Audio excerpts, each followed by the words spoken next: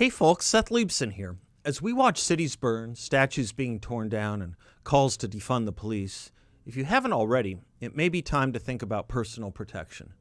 Guns Etc. has 10,200 square feet of guns, ammo, safes, and a staff that will work with you to find the best firearm for your situation.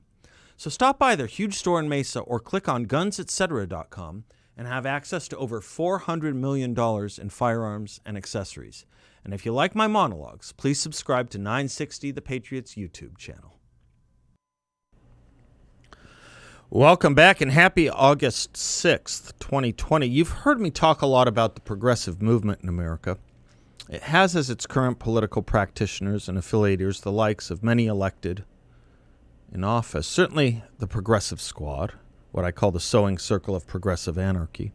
And every political movement, of course, needs an intellectual fountainhead, which you get with Bernie Sanders. What you often don't see, but we see now, is a bending of the middle point of the Democratic Party's curve toward that movement.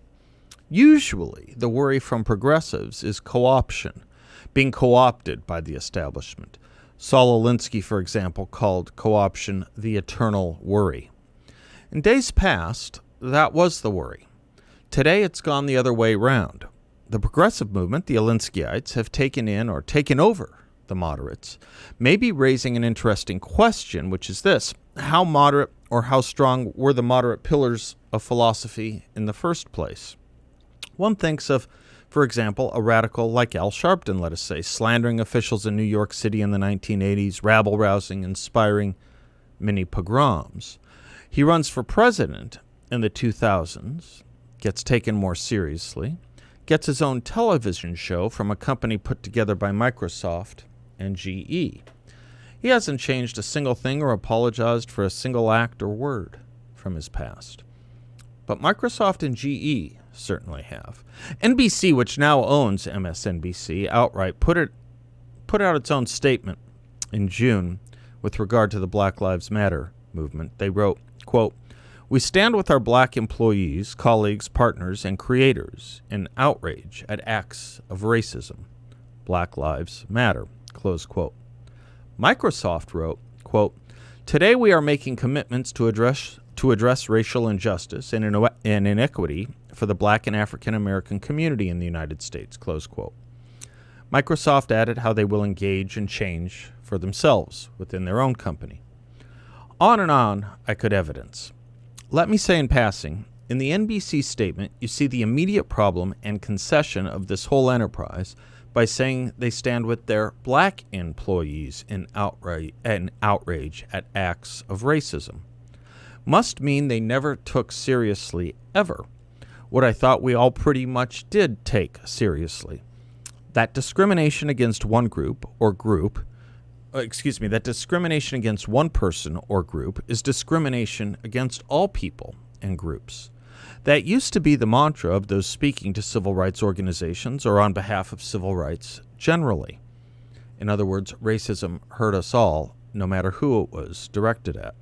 You've heard other versions of it in the feminist realm with regard to discrimination against women in one place being discrimination against women everywhere.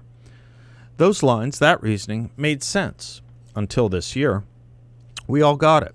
I think we all pretty much adopted it and accepted it. I did. Because we all got and understood our Declaration of Independence and esteemed it. We were proud of it. All humans are equal, and to discriminate against one human for some trait is to undermine humanity or the notion of equal humanhood. John Donne put it this way: the death of any man diminishes me because I am involved or part of mankind. But that had to change as the progressive, perhaps regressive, notion of civil rights had to change. And as I say, mostly this year, though the storm's been a-comin'. It had to change because the notion that we are all equal had to change. And I'm not sure it was deliberately thought out, but this is the wage of the progressive project.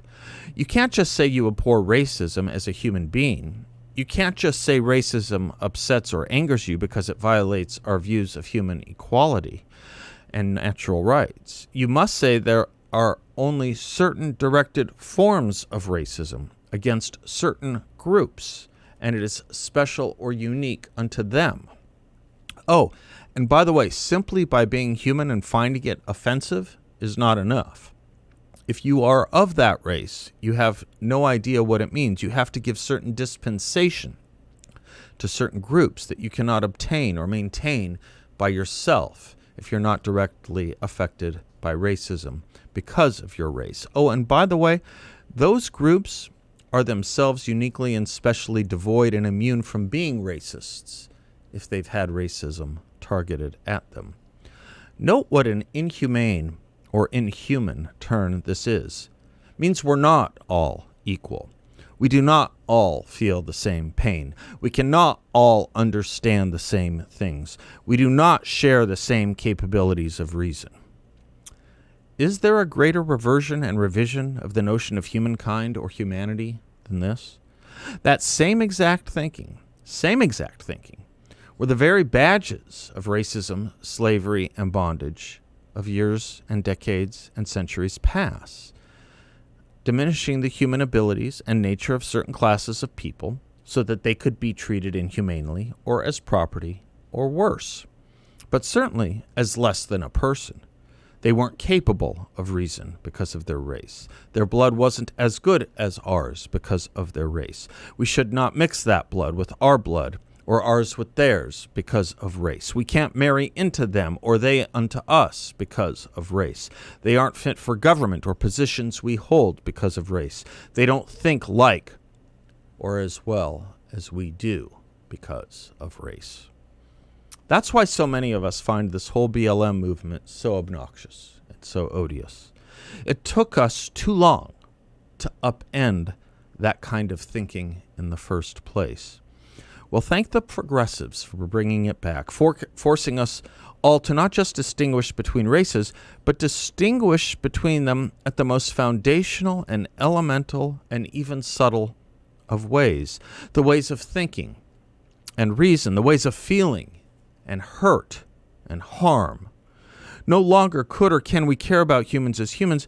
We have to care differently about some kinds of humans than we do other kinds of humans. No wonder, truly no wonder, one of the first progressive leaders in the United States, Woodrow Wilson, could at once condemn the Declaration of Independence and promote the KKK, even airing its propagandistic movie at the White House, and also resegregating the federal workforce. It was all of a piece. He delivered a famous speech where he asked us all to ignore the Declaration of Rights and Equality and the Declaration of Independence, saying we must, quote, pass beyond those preliminary passages, close quote, and then just view the rest of the Declaration as a bill of particulars that needs updating. In a separate speech, he would say of those introductory passages in the Declaration of Independence that declare equality and inalienable rights to life, liberty, and the pursuit of happiness, quote, they do not afford a general theory of government to formulate policies upon. No doubt we are meant to have liberty, but each generation must form its own conception of what liberty is, close quote. Each generation, in other words, not inalienable, not permanent, not fixed. This was not just a repudiation of Jefferson and the founding generation and what they thought and meant. It was a repudiation of Abraham Lincoln's understanding, too, especially as he led a war to make it all so much more real. It was Lincoln who said, quote, all honor to Jefferson, to the man who, in the concrete pressure of a struggle for national independence by a single people, had the coolness, forecast, and capacity to introduce into a merely revolutionary document an abstract truth applicable to all men and all times, and so to embalm it there, that today and in all coming days it shall be a rebuke and a stumbling block to the very harbingers of reappearing tyranny and oppression, close quote. This was simply wrong to Wilson, as it is wrong to his progressive progeny today. It was not meant for all men in all times. It was no general theory to formulate policies upon. Each generation, as he put it, must form its own conception. In a later day, we would call that relativism. By the way, and yes, I know I'm out on several limbs here, but they all tie back to a giant oak, I think. By the way, right before Lincoln wrote those words about the import and permanence of the Declaration, he wrote this in the preceding sentence, quote, This is a world of compensations, and he who would be no slave must consent to have no slave. Those who deny freedom to others deserve it not for themselves, and under a just God cannot long retain it." Close quote. It was a version of that quote that Barbara Jordan repeated at the DNC in 1976, "As I would not be a slave, so I would not be a master." Boy, I wish there were Democrats like Barbara Jordan today. Anyway, back to understanding the progressive movement and its roots and origins, leading to its contemporary affliction upon us. It had to start with the undermining of human equality and natural rights. And it did. Woodrow Wilson was not unclear on this. And he would say elsewhere, Mr. Jefferson and his colleagues spoke of their law, quote, "for no generation but their own. They left us to say whether we thought the government they had set up was founded on such principles, its powers organized in such forms as seemed to us more likely to affect our safety and happiness. They did not attempt to dictate the aims and objects of any generation but their own," close quote.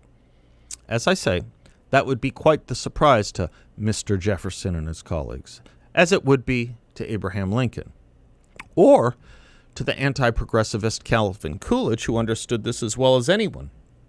He said this, "About the Declaration there is a finality that is exceedingly restful.